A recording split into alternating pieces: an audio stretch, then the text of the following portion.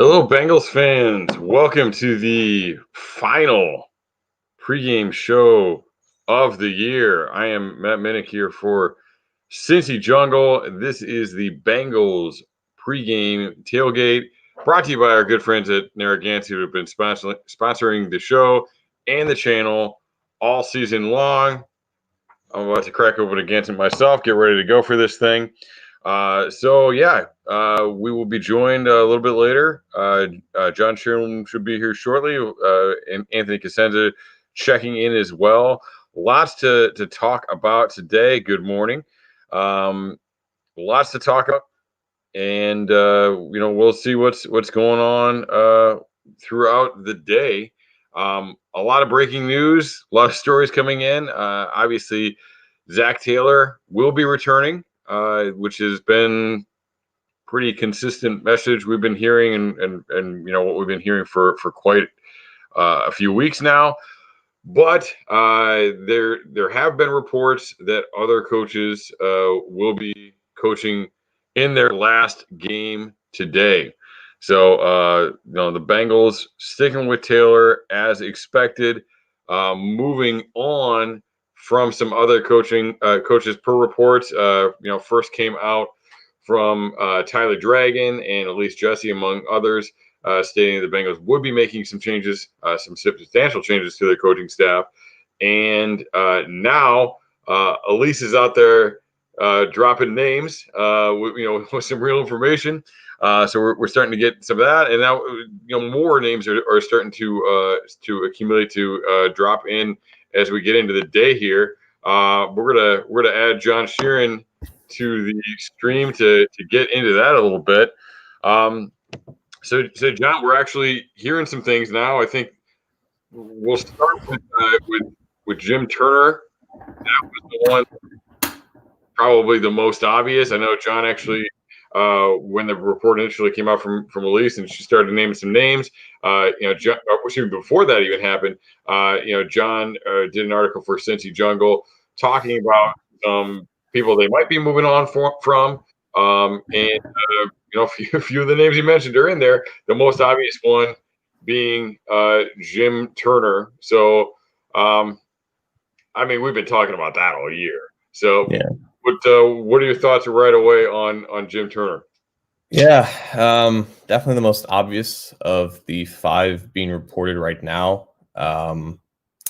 It had to happen. It's like I look at last year, and they didn't have a lot of turnover with their staff, but they lost Ten Lukabu, linebackers coach. They lost Braden Coombs, the assistant special teams coach. They moved on from Durante Jones, the cornerback coach. And you saw how much that position group changed in the offseason with free agency. They brought in basically a whole new cornerback group. And that it kind of follows the same pattern with this year. They're going to have a massive roster turnover at offensive line.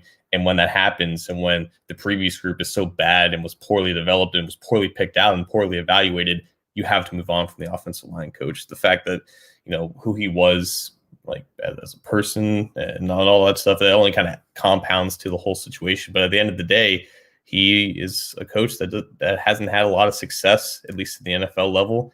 And he just unfortunately just missed the opportunity here. He just didn't do his job well. And unfortunately, it's what happened. And the worst thing possible happened in the offensive line, got Joe Burrow hurt a bunch this year and got him hurt for the end of the season. So there was no other there was no justification of keeping him and giving him another shot and giving him more expensive pieces of the puzzle to potentially mismanage. It had to happen, and it's the only way to start this complete rebuild of that position group. Yeah, I thought the unit showed improvement at the end of last year, and then they just nosedive back down to at least as bad as they were before, maybe worse. And with better personnel, because they had Jonah at the beginning of the year. So, you can understand why they were so bad with John Jerry playing left tackle a year ago. So, I can justify and I can get that they brought him back this year. But you can definitely see, look, it's gone the other direction. It hasn't. It's not progressing in the right way. So it's time to make a change. Now you mentioned some of the staff changes after last year. One thing that I really thought defensively, it looked like they were more on the same page, like that coaching staff was with those changes, particularly at the corner position, where like there were times last year when we were like debating like what is this coverage even supposed to be. So now making that change with Steven Jackson there, um, he definitely seems to be more on the same page with Lou and with Livingston, the safeties coach. That's worked out. So that communication has improved.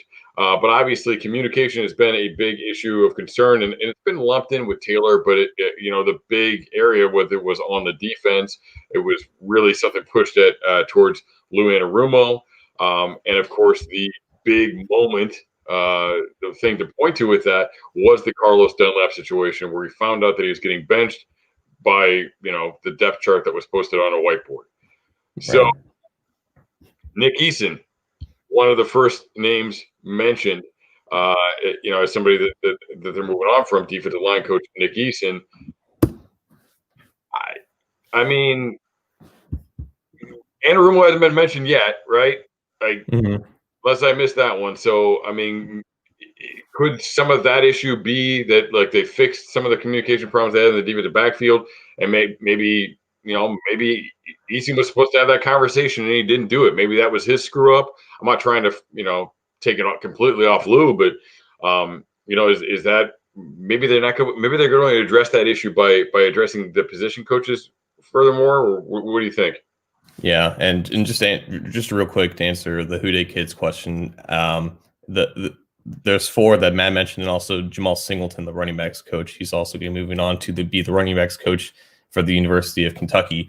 But Yep. I agree with you. I think because Eason and Gerald Chapman are the defensive assistants that are being let go, and when Eason missed a couple games this year due to COVID, Chapman was essentially taking over for Easton's duties as running the defensive line. That was the position that he essentially had last year. He was a defensive assistant with the intention and the specialty of working with a defensive line unit. So it seems like that if things kind of stand put on the defensive side of the ball with that coaching staff, it seems like those two are going to be the fall guys for just what this defense was this year, because they both were involved with the defensive line. And I mean, it was the clear weakness of this unit, but I think to an extent, you can't really compare the struggles of the offensive line and the defensive line in the same way, because I don't think Eason or Chapman expected, that unit to be depleted for how much that it was, losing Josh Tupou, Rennell Wren, having only 100 snaps of Geno Atkins, having only 200 snaps of DJ Reader.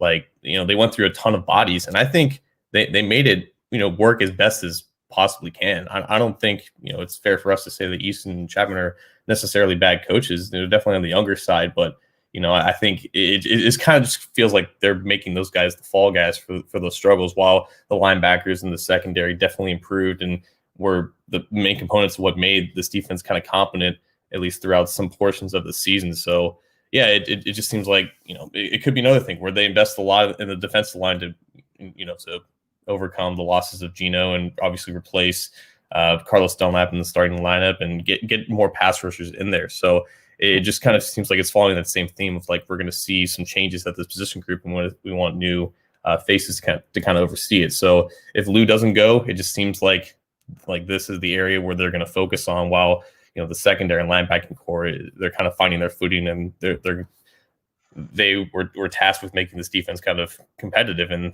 I think that's what they expect going forward as well. Yeah, and look, obviously a lot has happened with that defensive line group, like you mentioned. But coming into the year, we thought the defensive line was going to be a strength, and it definitely has been a problem. The pass rush has been a major issue. And I can understand. Another thing I understand with Easton is I felt like, especially at the beginning of the year, they were collapsing pockets, but they weren't disengaging from blocks. So they weren't actually getting to the quarterback, which, I mean, I think you can tie in pretty well with coaching. That it's like they have the physical ability, but they're not ripping moves. They're not getting to the quarterback. So that was a position we expected a lot from, and we didn't get it. Another position we expected a lot from and didn't get it was wide receiver. and now we're hearing the news about Bob Bignell as well. Sounds like he's going to be out as receivers coach.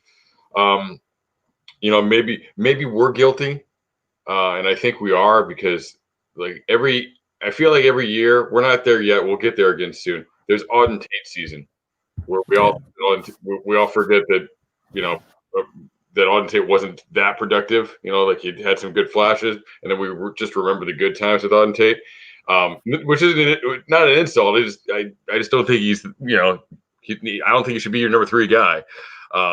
And we start projecting that at some point in the offseason. So now, moving on from that receiver position as well. Obviously, T developed very quickly, but there were some miscues there.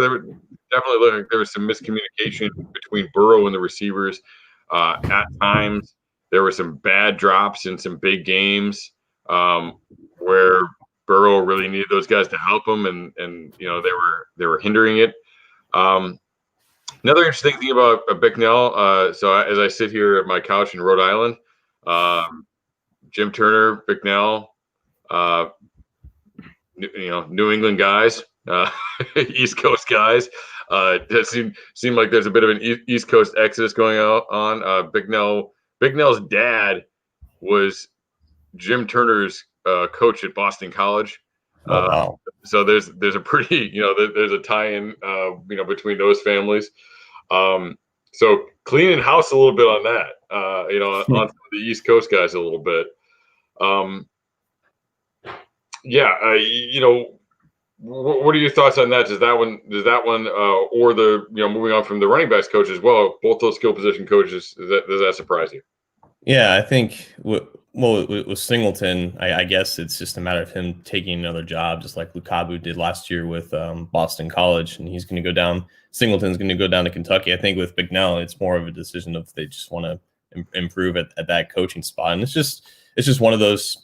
I think this is a lot more than what maybe Taylor had in mind, where they basically gave him an ultimatum, like, we got to improve at a lot of these spots in your staff, and like Bicknell's just, I guess, kind of one of them, because Bicknell was a Marvin Lewis holdover. He was here for, I think, at least a year before Zach Taylor joined on staff, and I think he was hired from Baylor. He worked with Denzel Mims and maybe Corey Coleman and a few other guys in the late 2010s.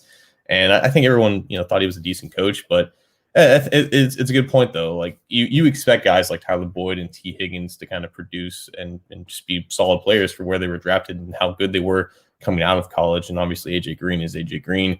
But yeah, like they weren't getting a lot out of those other guys that, they brought in on the later portion of the draft, or maybe undrafted guys like, Damian Willis was the guy that we were all hyped on last year, and he didn't really exactly pan out.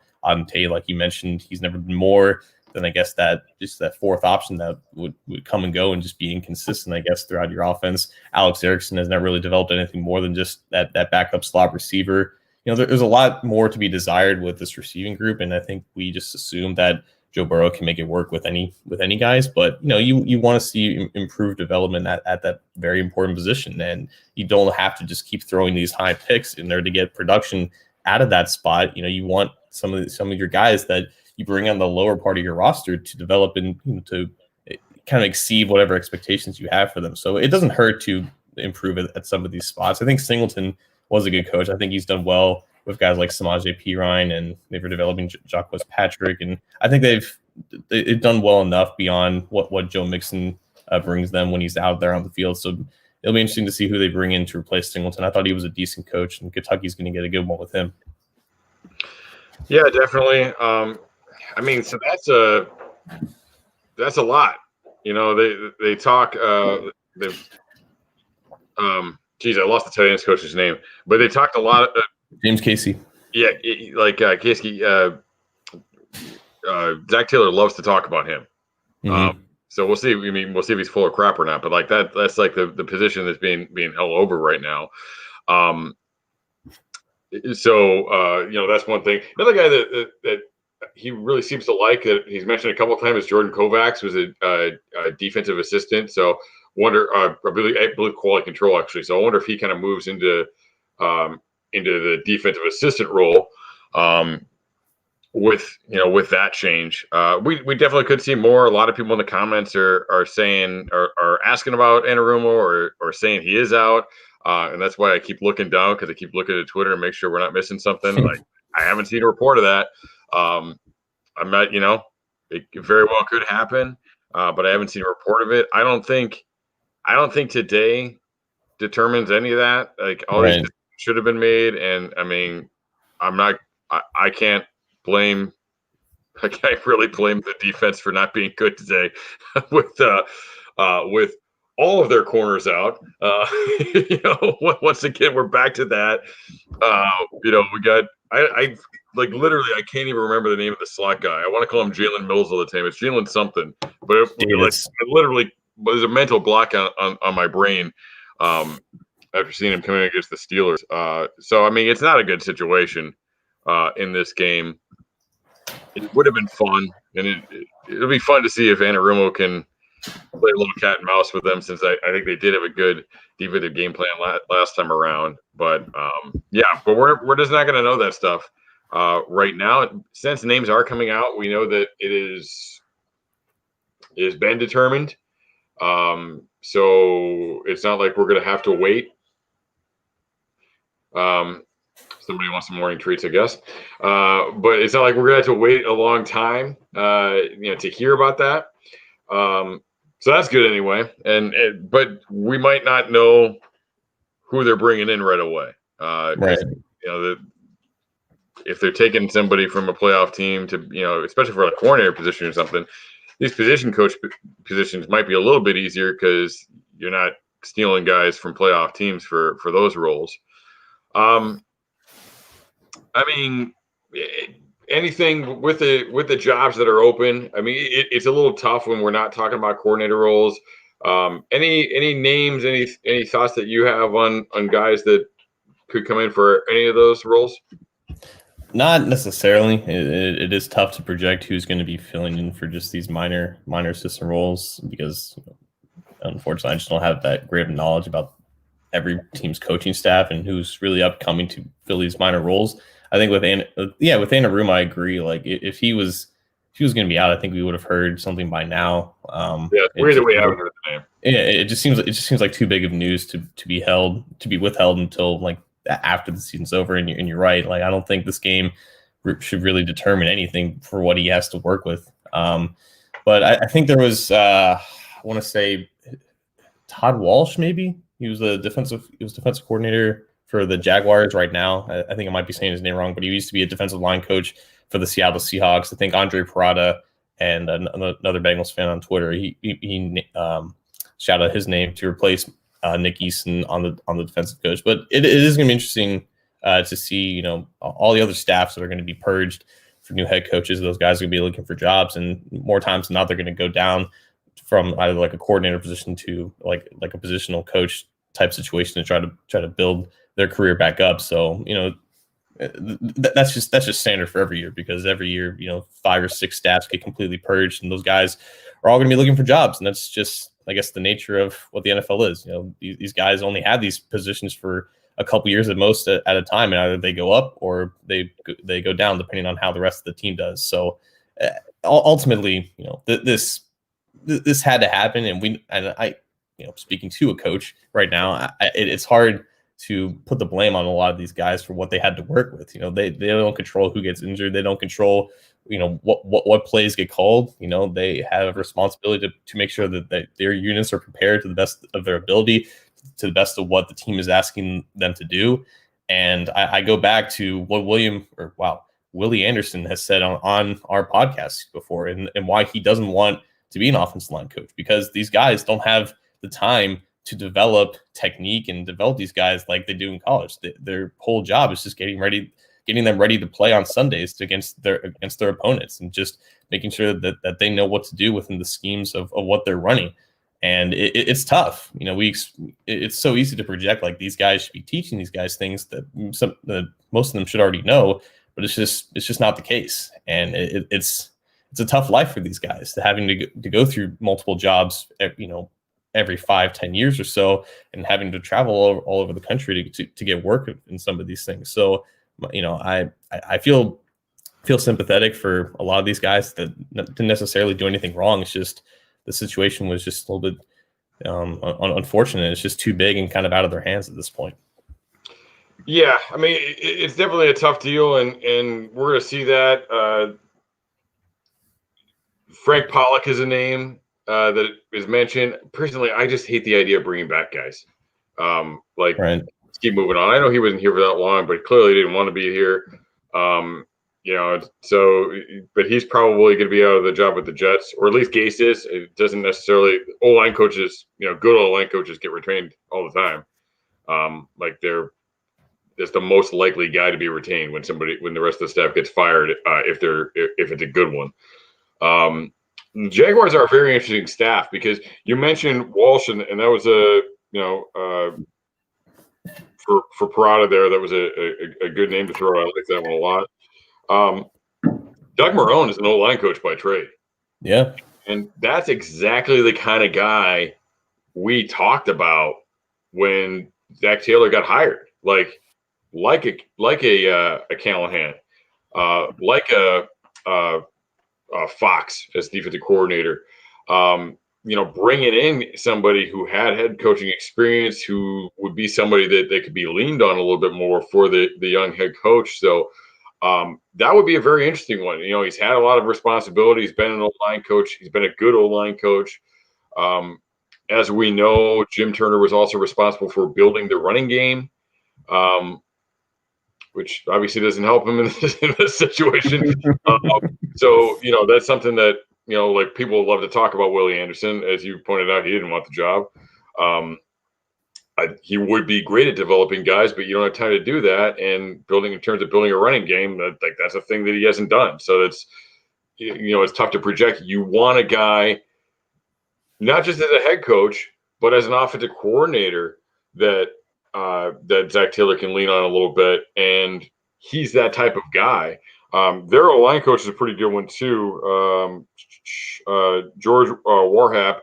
He is actually a Cincinnati guy. Was a Bearcat alum. Started off there as a student coach in the year that I was born.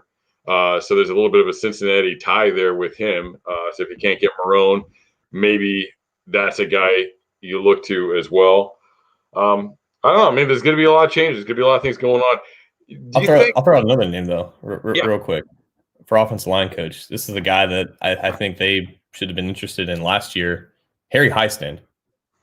He used to coach the Bearcats back in the 90s, and he's most well known for his work with Notre Dame. He developed guys in the mid 2000s or the mid 2010s, the guys that went on to be successful NFL players, and he moved on to the Bears.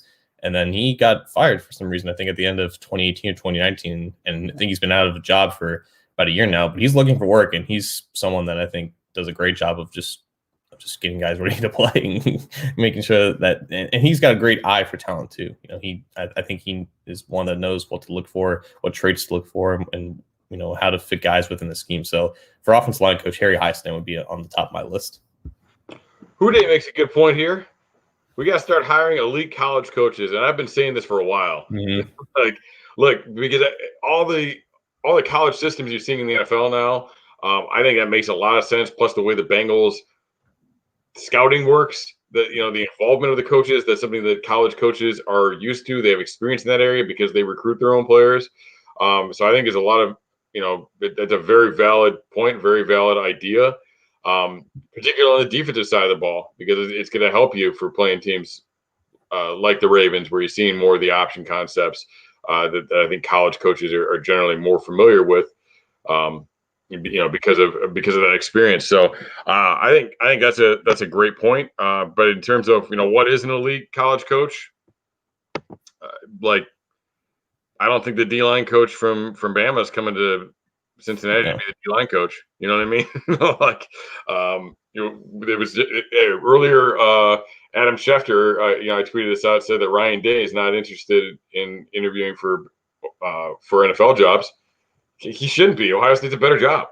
Some of those jobs are just better jobs. And it's one thing if it's a promotion, if you really want to get to the NFL, but there are a handful of those, Alabama, Ohio State, where it's a lateral move, to be making that. But but I absolutely think, like, could you pull a position coach from Ohio State? Yeah, maybe.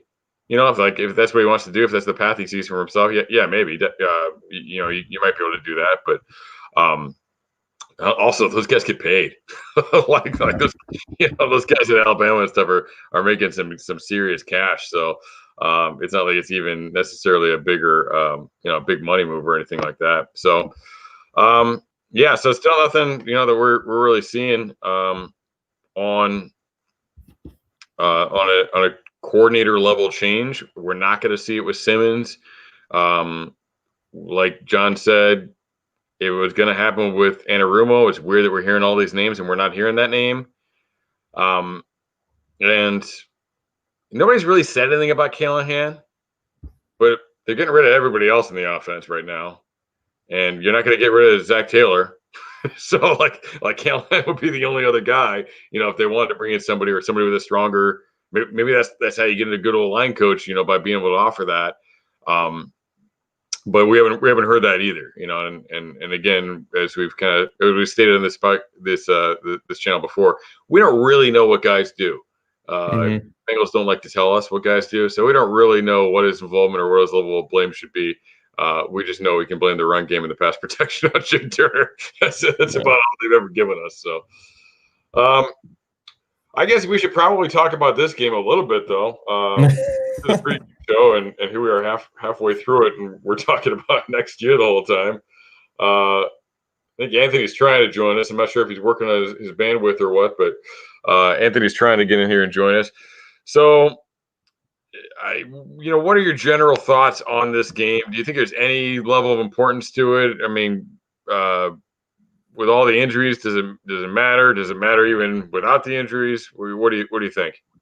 They kicked their ass the last time that they played, just like the Steelers kicked their ass the last time that they played back in November. So I think it's important to see growth against your common opponents, against your divisional opponents. From going from potentially 0 division wins to now 2 in the final 3 weeks, I think that has some importance too. Like, I think we're all more comfortable.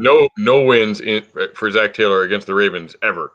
Exactly. Like he knocked out the Browns and the Steelers once. So that'd be another hurdle for next year. Yeah, I think it's important that we know a lot of this news about the coaching staff before this game, and not that this game should have any bearing on what they do as a coaching staff or who they keep and who they fire. But it's nice to have some of those assurances that some of these changes are coming, so we can all kind of focus on this game and just see it for what it is. And it's just they're playing a team that is very likely to make the playoffs, but they have a chance to knock them out of the playoffs right now at home with your receivers on the brink of history, with a secondary that's dealing with mostly backups against an offense that is kind of peaking at the right time. The Ravens are peaking at the right time. When they didn't play them from October to now, they were a very tough lull back in November. They were on the border of 500. Now they won 3 or 4 in a row, and they're not the Steelers who are regressing at the right time for the Bengals. They're not the Texans who are a 4-win team. This is a very, very impressive team that could potentially do damage in the playoffs if they end up making there. And a win against them with the roster that they have right now, I think it would say something. It's more than just the traditional dead cat bounce at this point. And I know that's kind of what they did in 2017 when they knocked them out of the playoffs. But I think this team is a lot more impressive, and they match up a lot better against the Bengals. And I think if the Bengals end up having a good game and end up winning in a convincing win at that, I think it would speak volumes to what this team is and what they can be going forward. Yeah, I mean, if you can do something defensively with what they have, that's what we've been talking about all year. Like, that's Anarumo's saving grace. Is that he is able to do something with nothing, but we got to know what he can do when he has something too. So, but yeah, if they're going to keep him, I think if you can get a good game and a good win with limited going on for you, with limited personnel against the Ravens, that'd be something to look at. I mean, it's kind of the same thing I've been saying for a few weeks with Zach Taylor. Like, people will be like, "Oh no, we need this to happen and Taylor to be gone." And it's just like, well, he's not going to be gone, so let's let's just not think about that right now. Like what needs to happen while he's staying, because he is staying. He's going to get another shot at this. I mean, it's good to see these big turnarounds. This big staff change. What's going on with that. That they are being very active there, and hopefully, hopefully that matters. So we're gonna add Anthony now. I think maybe you couldn't. Could you not add yourself? You usually just pop yourself in, so I thought you weren't ready. I was being polite this week. I was attempting to be polite this week. How you guys doing? Happy New Year. Good. Is that an authentic AJ? It's not authentic. Okay, it's a good looking jersey. Thank you. Yeah, first time wearing it. I got it actually on sale this summer, and first time wearing it this year, and I thought it was appropriate today. I saw one of the comments that you posted up there, Matt, that said something about AJ's last dance or something like that. So I know our boy Zim did a little rally cry to wear some AJ stuff today, so thought I'd oblige. Yeah, that's great. I mean, it's one of those things. Yeah, it sucks. The way things have been drawn out with some of these veterans, and I'm guilty of it, and I think we've seen the Bengals have clearly been guilty of it. Like, some of these guys needed to go, and probably should have gone a year ago, and it was probably better for everybody involved. And unfortunately, AJ, Gino, especially Carlos, the way things are ending with them, it really sucks. And yeah, good to remember the good times. Hopefully, we can send AJ out, with a bang and with a record, and do some good things there. So definitely hoping to have a good game from AJ Green here. And maybe makes himself some money, and extends thing and goes off and competitive team. But definitely going to be a lot of changes, not just to the coaching staff, which we've been talking about for most of this episode, but a lot of changes with some big Bengals names likely not going to be with us. Yeah, I just wish that the Bengals had a little bit better plan. I mean, I know you can't plan on these injuries that AJ had and Gino had this year. I just wish they had a little bit better plan with some of these guys with these big contracts. I mean, you want to send them off the right way, but you also want to, if you're going to unload these guys, you wish you would have gotten a little bit more in terms of draft capital or something if you were going to unload these guys. And unfortunately, that just wasn't the case for a lot of these guys. But yeah, you're right. This is going to be a different looking team next year in a lot of different respects, it sounds like. I think it's a weird balance where, one side of you wants the team to make the smart decisions and, get what you can for guys that aren't going to be as good as they once were anymore. But also, I think to an extent, I think we also kind of have. I think the AJ Green situation ended about as good as you could expect from this team because they never trade veterans for high picks unless they force themselves out of there, like Carson Palmer. Because of Green, there was a question of are they going to re-sign him to like a multi-year deal? And if they did that and he has this season, then we're thinking, why the hell didn't they just franchise him? Why didn't they just let him play out his contract or anything like that? So I think the tag was the smartest thing for them to do if they weren't committed to seeing for him for the near future. And if they weren't going to trade him, they should have traded him last year if they were going to do anything like that and get the most out of him when there were rumors about them getting like a first or second round pick. So at least they're not on the hook for him for the next few years like they are for Gino. And I think with Gino, I think they were right to expect him to be productive for at least a couple more years. This year was obviously incredibly unfortunate, and you have to think, with how old he is now and him coming off this bad shoulder injury, you got to think it's not going to be much better than what he once was, and it's only going to get progressively worse for him. So it makes sense for them to move on from him now, even though I think it was fair to expect production from him for the next year or two, provided that he did stay healthy. So, at one point, you want, draft picks for a team that is clearly in a rebuilding stage and trying to reload the rest of the roster. But at the same time, a lot of these guys just end up moving on from the Bengals at the later part of their careers, and they end up having, some decent years after they leave the team.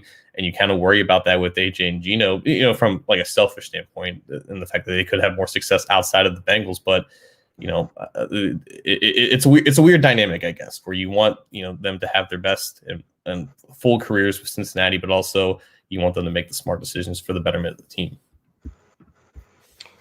Yeah, I mean AJ was tough too because just the injuries recently. Like I don't know when he had any trade value. Like when was it 3 years ago that he really had any kind of trade value? Like we can complain about not getting rid of him, but I don't know. I mean Dunlap, they probably should have seen the way things were going to some extent, unless I don't know, unless Eason just turned into a total jerk with him or something. And that's what happened. I got, but they probably should have been more aware of that. Gino was injury related, so that's tough. But still, if you're looking to rebuild, do you move on from those guys? I think part of it is, we talk about the structure of this team, and I think Duke Tobin does a good job, but I think that the Bengals, that crew for the Bengals, they're really evaluating talent, and I think they do that pretty well. But I don't think they do a very good job of evaluating their own talent, and I don't necessarily know if they do a very good of evaluating league-wide talent. I think they're pretty good at they're good at the draft, and we've seen that in Pro Football Focus has talked about how they're pretty good in the draft overall. But that's the area where I feel like they're lacking. And I think it's tough. Like, look, Bill Belichick is Bill Belichick, and the Patriots have always been, we're going to cut a guy, we're going to get rid of a guy a year early instead of a year late. But I think from a coaching perspective, it's really hard to do that because you develop relationships, and it's hard to make that tough decision and separate from a guy that you have a relationship with.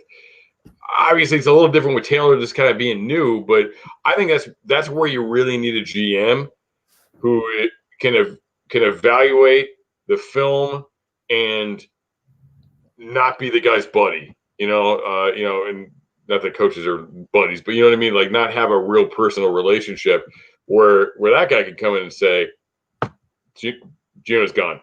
Right. And whatever they can use analytics, to justify it or whatever and say, hey, look, his production has fallen by this percentage. He's this age, whatever it is, that has to justify it. You got to be able to step away from the personal relationship and say, this is best for the team. He might be good next year if we keep him. He's not going to be good the year after that. We got to get a pick for him. Yeah.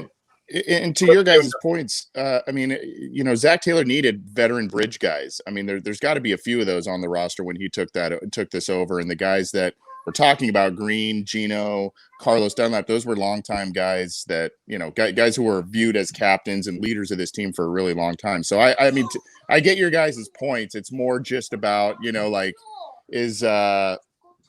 guess hindsight, right? It's just kind of like what could you have got, now that you see that the season's kind of gone not the way you wanted it to for those three guys. You kind of look at it that way. But hearing you guys talk about your points there, just thinking back when Taylor inherited this team, he had to have some of these guys stick around at least to bridge everything that he was trying to build. So I agree with a lot of what you guys are saying. Well, my thing, I didn't want to get rid of Gino, so I'm guilty there. And, I was thinking, well, what do we have for an interior pass rush without Gino? And now they kept him, and we still have that problem. So you got to deal with it, I guess. And now they're not going to get anything. Yeah, it's because you're right. If you get rid of Gino, you have next to nothing at that position. You have cap space, and you could have a draft pick to help compensate for that loss.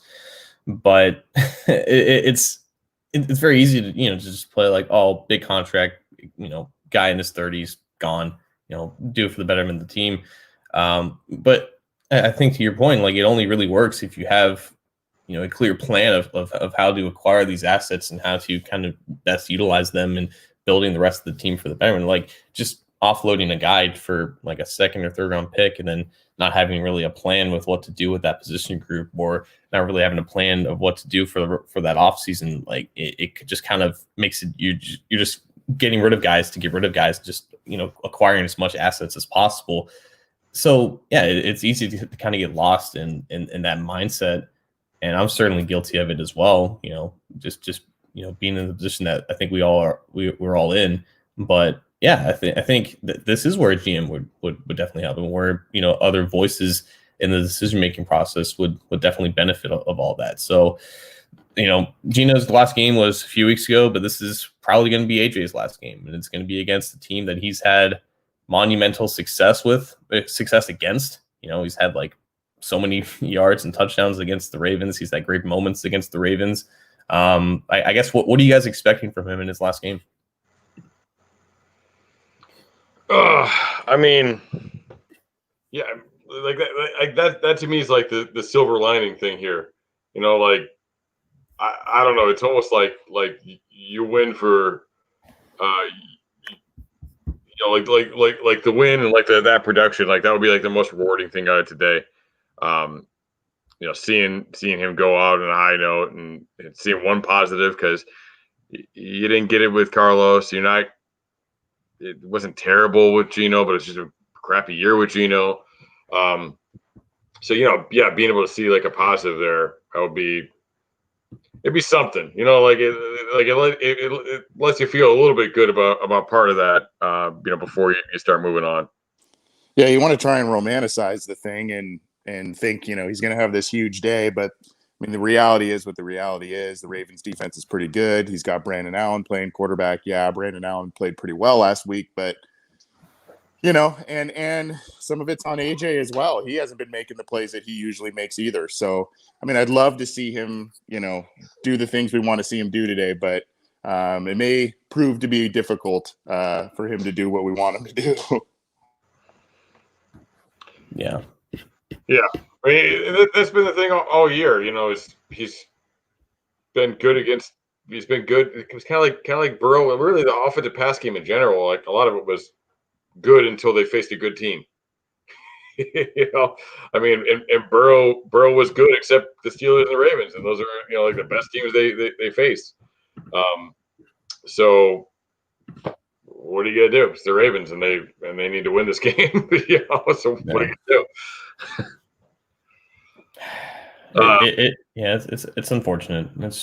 It's bittersweet because he's had such a remarkable career with a team that not a lot of players have, as esteemed careers and with this much national spotlight. A couple years ago, people were like, what is AJ going to do? Like, my team would love an AJ Green, and I don't know if that's the perception of it anymore. So I hope that he finds what he's looking for in the next chapter, what could be the final chapter of his career. I hope he goes to a team that values him, but will also, do their best to make sure that he sees a level of team success that he's never had in Cincinnati before. I hope it's like an Andrew Whitworth situation where, he's reaching the point of his career where there's a lot of doubters about whether he can continue to do it at a high level, but he just finds that extra spark in a new environment and has a great end to his career. And he definitely needs that if he wants to eventually get into the Hall of Fame, which I know is incredibly important for him. And it's fine for his goals to have changed. At one point, maybe he wanted to just stay with Cincinnati for his entire career, regardless of the financials of the situation. But I think he understands that, things change and time changes everything.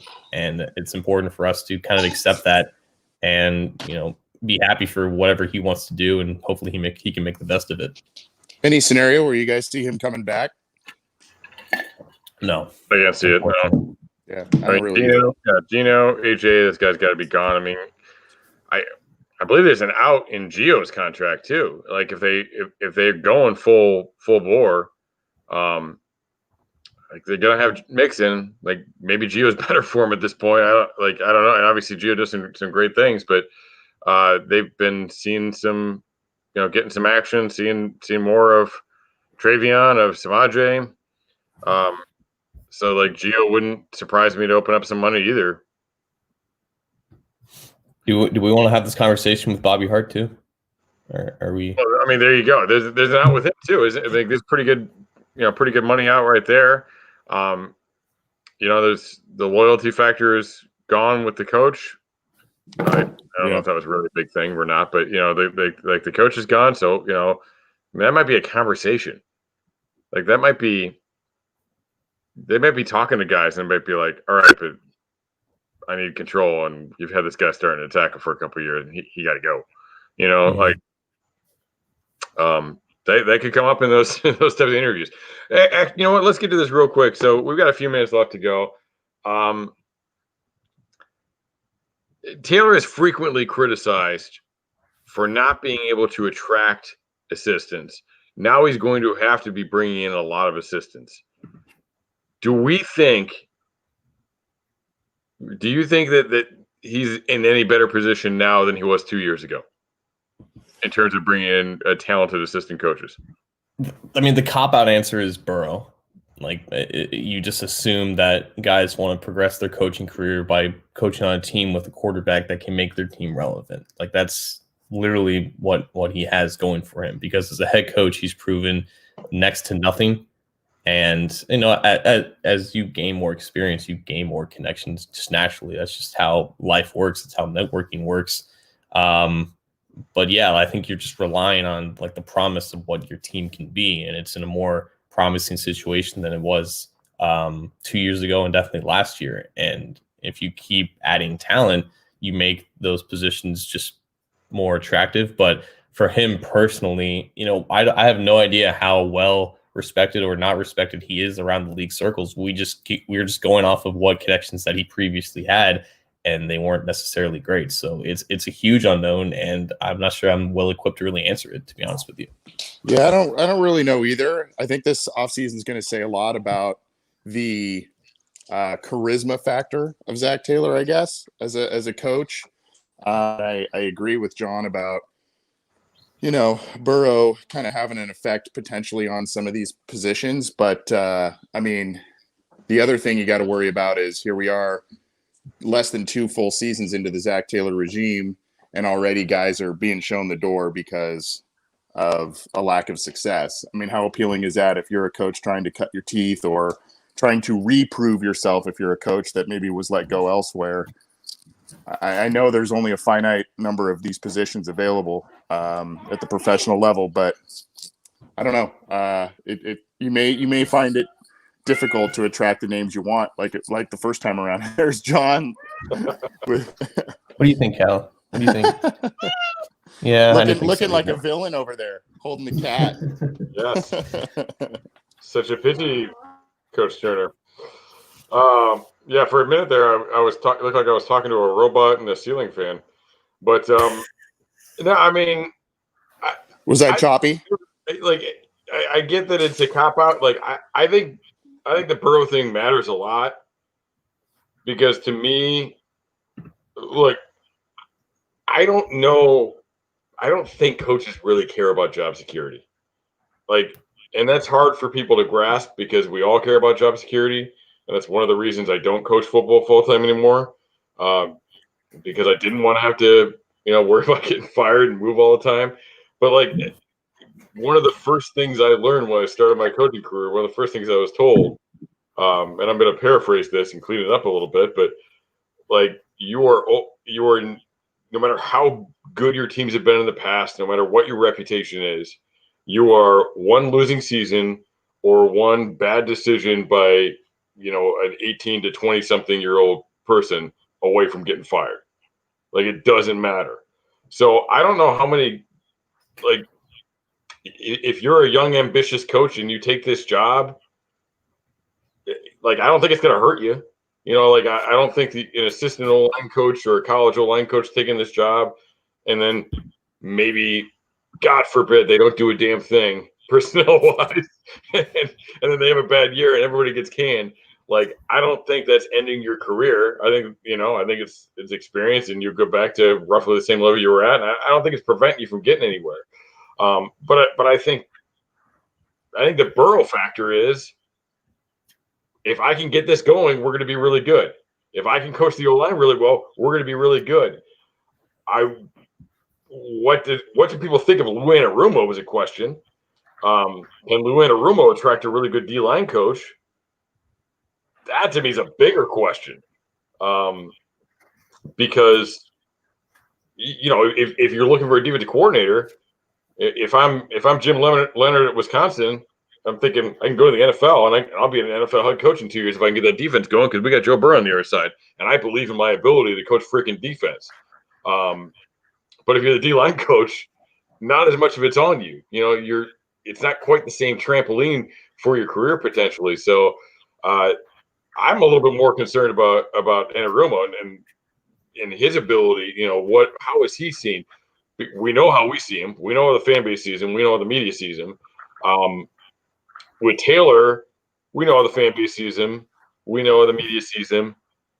I think there's a better chance that other coaches like Taylor than that other coaches like Turner, or excuse me, than that other coaches like Anarumo. Because a lot of the things that people don't like about Taylor, I like about him because I find it relatable. Like the way he's like super stoic and doesn't give anything up in press conferences. I love it because even though I'm the media now, technically, I don't think you should tell us shit because I wouldn't. And people talk about, well, the media doesn't determine the outcome, and no, they don't, but it doesn't help, and why am I gonna say anything more than I should? I don't know, I don't really people get mad at him for not saying things, and I just think no, there's value in a head coach handling the media for sure. I'm sorry, I think I was talking over you there. Oh, I just said there's value in your head coach being able to handle the media for sure as at the NFL level, I think. Yeah, I mean, at the end of the day, at the end of the day, it all comes down to winning football games. And if how long was the media going to put up with Bill Belichick if Tom Brady doesn't happen in a year or two? Especially the Boston media, they were that was going to get rough. But then they couldn't do anything because he won some football games. So those two are completely different in the way they deal with the media and everything. But the point stands. So. All right, we got 2 minutes till kickoff here, so super quick. Anybody last comments, last predictions? Attaboys, what do we got? Final Gansett, final Gansett of the season of the year. Hopefully they'll have us next year, but final Gansett of the year. What do we got here? Yeah, shout out Narragansett for sponsoring this show. I think the show was a success overall, and thank you to Matt for really spearheading it and really commanding this whole thing. But yeah, I think they're gonna probably lose. I just think the Ravens are just really good right now, and they're just playing really well. And you could see some good games out of Green and Higgins and those guys against the Ravens secondary, but I think the Ravens are just going to be a little bit too much. But I predicted a loss the last 2 weeks, and I know people hate me for that, so maybe they get a win again against my prediction skills. They were friends. I say thanks to both of you for all your work this year. You guys killed it. Anthony, any comments? And also, do you have an answer for Justin here? Because I don't. Anthony's checked out. Nope. I think he said thank you though. I think he's a nice guy. I'm assuming that. Yeah, sorry, I don't know what the song at the beginning is, but we do get a lot of comments on that. So maybe we can mention that on the post game. Anthony will be back for the post game, so you can ask him that question. Hopefully, we've got some good news and some things going on. Probably not anything breaking about coaches or anything like that. Darren Sims can bring an assistant. Yeah, I like that. You brought in a good one. So you need another really good one too. But all right, so we're just away from kickoff. So again, thanks for tuning in all year long. Obviously, not the year we were hoping for.